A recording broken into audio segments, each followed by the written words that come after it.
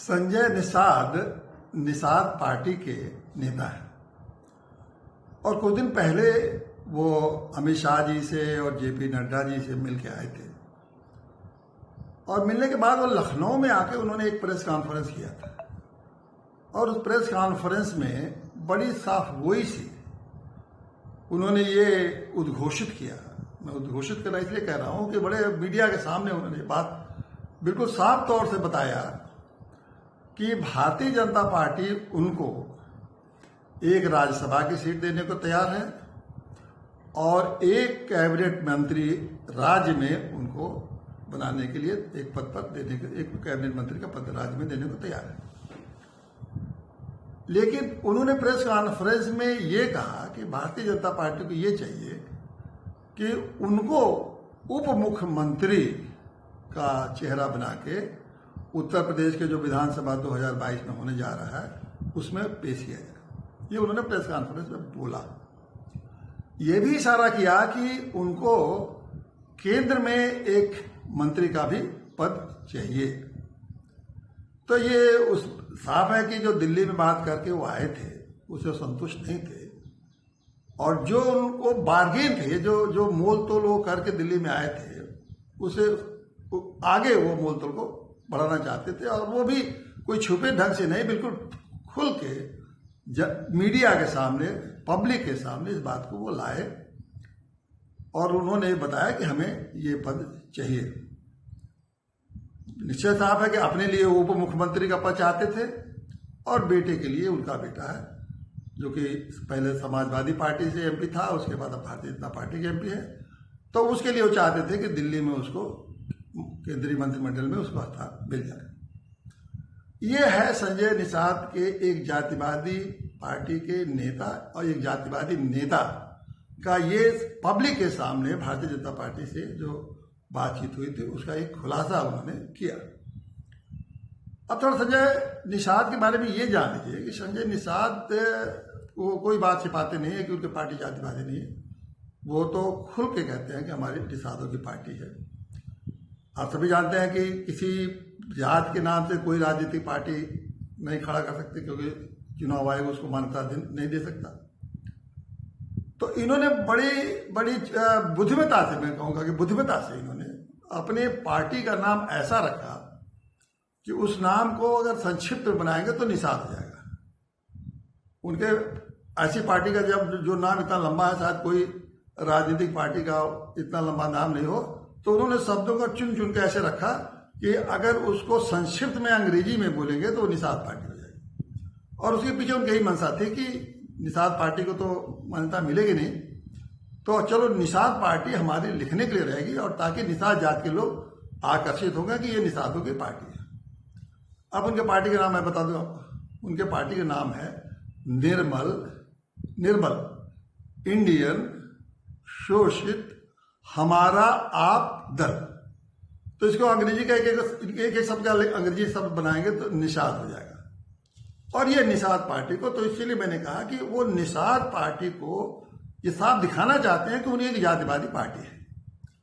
उनका ये भी कहना है कि निषाद जाति और कुछ बहुत सारी उपजातियां, 13 उपजातियां हैं, जैसे बिंद है, माझी है, नाविक है, मल्लाह है, इस तरह के 13 उपजातियां हैं। ये सब मिलकर एक निषाद समुदाय को कहते हैं कि निषाद समुदाय का वो नेता है जिसमें कि सब निषाद और उनके उपजातियां मिलकर निषाद पार्टी बनाते हैं। तो ये संजय निषाद का ये भी कहना है कि उनके उत्तर प्रदेश में 160 सीटें ऐसी हैं जिसमें कि निषाद जातियों का समुदाय का दबदबा है और कुछ 60-70 सीटों को तो ये भी बताते हैं कि वहां तो 70-75 हजार निषाद समुदाय के लोग हैं। तो वो एक बड़ा कहते हैं कि हमारी जात का उत्तर प्रदेश में बहुत ज्यादा हमारा दबदबा है और बहुत सीटों को प्रभावित कर सकते हैं। तो इसीलिए वो भारतीय जनता पार्टी से जात के नाम पर मोल तोल कर रहे हैं। उनको अभी तक देखिए, अभी संजय निषाद कोई चुनाव नहीं जीत पाए। अब 2017 के विधानसभा चुनाव लड़े थे तो हार गए। वो भदोही से एक सीट इनको मिली, विजय मिश्रा थे, कोई दबंग नेता है विजय मिश्रा भदोही के, तो उनके साथ इन्होंने उनको समर्थन देता तो जीत गए। लेकिन ये इनकी जीत नहीं थी, वो विजय मिश्रा की थी, लेकिन ये कहते हैं कि हमारी एक जीत थी।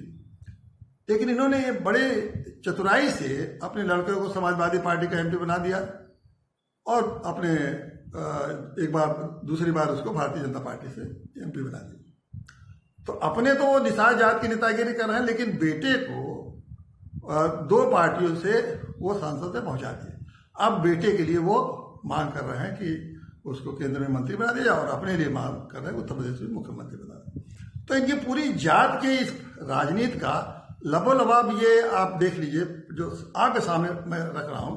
अब आप अनुमान लगा सकते हैं कि लबोलबाब उनका इस जात की राजनीति का मतलब यही है कि वो अपने लिए पद मिल जाए, बड़ा पद, और बेटे को बड़ा पद मिल जाए, और इस तरह से वो सामाजिक ये जात के नाम पर जो निषादों का कल्याण करने की बात है, वो कह रहे हैं कि वहां जब पहुंच जाएंगे तो पूरा करेंगे। वो क्या करेंगे? आप जातिवादी राजनीति में जितने नेता आगे बढ़े हैं उनके सबके बारे में आप जानते हैं कि जब चुनाव जीत के वो पहुंचे, पद पाए, तो उन्होंने कितना अपने जात के लिए किया और कितना अपने लिए किया। अपने जहाँ घर द्वार नहीं था, मामूली सुविधाएं नहीं थी, वहाँ करोड़ों में संपत्ति बना के और ऐश कर रहे थे। तो ये जातिवादी नेताओं के सबकी यही हालत है। अब ये संजय निषाद का जो मांग है, मैं बताऊं आपको कि इन्होंने क्या मांग रखी है। 2 मांग है। एक मांग ये कहते हैं कि इनकी बीजेपी के सामने रखते हैं कि एक शेड्यूल कास्ट में हमको शामिल कर देंगे। ये भारत पिछड़े जाति में शामिल है निषाद जाति, और दूसरा अब चाहते हैं शेड्यूल कास्ट में शामिल हो जाए। दूसरी इनकी मांग है कि एक राजा निषाद थे, सभी जानते हैं कि निषाद राज गुह कितने भगवान राम के मित्र थे, और भगवान राम उनके लिए कितना आतुरता से भगवान राम ने उनको गले लगाया, और गले लगा के उनकी कितनी रामायण में उनकी कितना गुणगान गाया गया है कि इतने इस तरह के राजा थे, और भगवान राम ही के जो मित्र थे, तो आप ही कह सकते हैं कोई सामान्य आदमी तो थे नहीं। उनको अनुसूचित जात में लाने का, पूरी निषाद जात को अनुसूचित जात में लाने का, मैं समझता हूं कि निषाद जात का एक तरह से अपमान ही है, क्योंकि जो भगवान राम का हो वो अनुसूचित जात में जाए तो ये तो बड़ा भारी अपमान है। लेकिन ठीक है, जो जाति राजनीति करते हैं नेता, वो इस तरह की बातें ऐसा कुछ लाते हैं कि जिनको अट्रैक्टिव। देखिए, अनुसूचित जात में शामिल कौन होता है? सामान्यतः जो भारत की अपनी वर्ण व्यवस्था है ना, ब्राह्मण, क्षत्रिय, वैश्य, शूद्र, उससे इस वर्ण व्यवस्था से जो जातियां बाहर थी, जो लोग कुछ लोग बाहर थे, उनको अवर्ण कहते हैं, उनको शामिल किया गया इसमें अनुसूचित जात में। तो जो भगवान का मित्र है, जिसको भगवान गले लगा रहे हैं, तो क्या उसको आप मानेंगे कि वो अछूत था? या मैं तो नहीं जानता कि ये नाविक हो, बिंद हो, ये आज भी कहीं अछूत हैं, उनको कभी किसी ने अछूत माना, या किसी निषाद को किसी ने अछूत माना। तो अब अछूत बना के उनको, एक तरह से अछूत बना के उनको आप ये मांग करना है कि वो अनुसूचित जात में घोषित कर दे, ताकि वो ये बताना चाहते हैं कि जब अनुसूचित जात में घोषित करा दूंगा आपको, तो आपको नौकरियां मिलने लगेगी। अभी नौकरी नहीं मिलती। अब आप ये बता दीजिए कि भारत में पहले ही से 1108 अनुसूचित जातियां पहले से ही चिन्हित हैं, जिनको कि अनुसूचित जाति का लाभ मिल रहा है। उत्तर प्रदेश में जो केंद्र सरकार ने 66 अनुसूचित जाति घोषित की है, और राज्य सरकार ने 71 अनुसूचित जाति कर ली है घोषित। तो इतनी जातियां तो पहले ही से घोषित हैं, तो उसमें अगर ये कुछ जातियां इनको निषादों को जोड़ देंगे तो क्या हो जाएगा और क्या सुविधा मिल जाएगी? जो क्या पहले से जो अनुसूचित जातियां हैं उनको सबको नौकरी मिल रही है, क्या वो नौकरी से उनका लाभ मिल रहा है? वो नौकरी का, तो जब ये जातियां जुड़ जाएंगे तो कौन सा नौकरी का लाभ मिल जाएगा? मैं तो नहीं समझता कि किसी को नौकरी का लाभ मिलेगा। नौकरी का लाभ तो तब मिलेगा जबकि उस स्तर की शिक्षा होगी, कंपटीशन में लायक होंगे, और सारी ये जब सुविधाएं मिल जाएंगी तब उनको जाके कहीं जाके उस स्तर के बन पाएंगे, तब उनको नौकरी मिल पाएगी। लेकिन ये जो जाति नेता हैं वो बड़े आसानी से समझा देते हैं, एक लालच दिखा देते हैं कि अगर आप अनुसूचित जात में हो जाएंगे तो आपको नौकरी मिल जाएगी।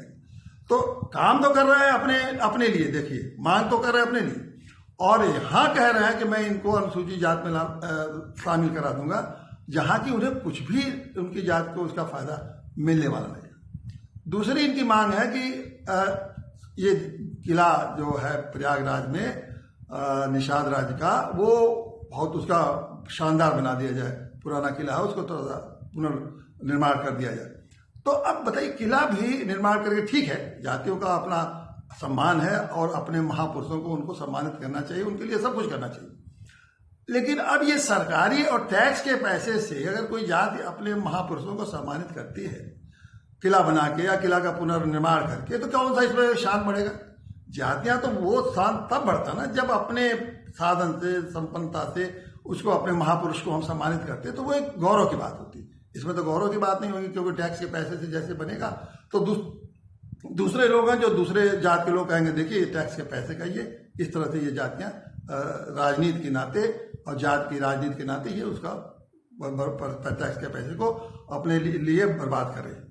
तो ये दोनों चीजें तो ऐसी मांग है कि ये दोनों ऐसी मांगे नहीं है जो कि जाति के कल्याण के लिए हो। दोनों ऐसी मांग है कि निषाद जाति का आगे तरक्की करने का, आगे बढ़ने का कोई रास्ता बनता हो। फिर भी जाति राजनीति उनकी, संजय निषाद की, देखिए इस हद तक पहुंचा दिया उन्होंने कि इतनी बड़ी बड़ी मांगे उन्होंने किया। और सबसे रोचक बात यही है कि भारतीय जनता पार्टी इस बात को जब सुनी तो उन्होंने कोई प्रतिक्रिया व्यक्त नहीं किया। उन्होंने मीडिया में कहा, खुल के कहा, और भारतीय जनता पार्टी ने इसमें कोई अपनी प्रतिक्रिया व्यक्त नहीं किया कि नहीं ऐसा हमने कोई तालमेल नहीं किया है, ऐसा कोई समझौता नहीं किया है।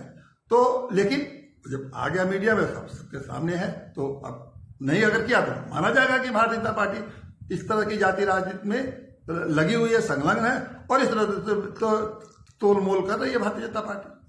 देखिए इसके बाद जब प्रेस कॉन्फ्रेंस के बाद संजय निषाद गए मुख्यमंत्री से मिले, योगी आदित्यनाथ जी से, और जब योगी आदित्यनाथ जी से मिले तो निश्चित रूप से कोई फिर मोल भाव हुआ होगा। और उसके मिलने के बाद वो जाके जो मौर्य जात के नेता है केशव प्रसाद मौर्य, जो उप मुख्यमंत्री भी हैं, उनसे जाके उन्होंने मिले या योजना उन्होंने मिलने की बजाय, और उसके बाद कोई भी बयान उनको संजय निषाद का नहीं है। तो मैं आपके सामने ये रख रहा हूं कि देखिए भारतीय जनता पार्टी जात के नाम पे और संजय निषाद जात के नाम पर खुलेआम पब्लिक के सामने, मीडिया के सामने, यह जात का जो नंगा खेल हो रहा है ना कि आप हमारे साथ हो तो तुमको ये सीट दे देंगे, आप हमारे साथ आओ तो तुमको मंत्री बना देंगे, तो पूरी तरह से भारतीय जनता पार्टी इसमें संलग्न हो चुकी है। लेकिन भारतीय जनता पार्टी से आप कहिए कि वो मानेंगे कि हम जातिवादी पार्टी है, वो कहेंगे कि हम सत्ता के हासिल करने के लिए इस तरह से बार्गेनिंग करते हैं, इस तरह से तोल मोल करते हैं, जातियों के मिलाते हैं और जातियों के साथ इस तरह से उनको कहते हैं कि तुमको ये बना देंगे, तुमको ये बना देंगे, मानेंगे? कभी नहीं मानेंगे। और आप जो भारतीय जनता पार्टी का समर्थन कर रहे हैं, आप भी कहेंगे कि नहीं भारतीय जनता पार्टी तो हम इसलिए समर्थन कर रहे हैं जातिवादी पार्टी नहीं, बाकी सब जातिवादी पार्टी है। तो कर तो आप हो ही रहे, भारतीय जनता पार्टी जाति का नंगा खेल कर रही है और आप भी उसका समर्थन कर रहे हैं, आप भी उसको उसी नंगा खेल में शामिल हैं। लेकिन आप न वो मानेंगे कि हम जातिवादी है, ना आप मानेंगे। तो इसीलिए मैं आप सारे जातिवादी लोगों को बता रहा हूं, आपके सामने रख दे रहा हूं ये तथ्य कि देखिए, समझिए ये जातिवाद का खेल है, ठीक है, जातिवाद का खेल उनका है। तो आप उनके साथ हैं तो आप कहिए कि हम भी जातिवादी हैं।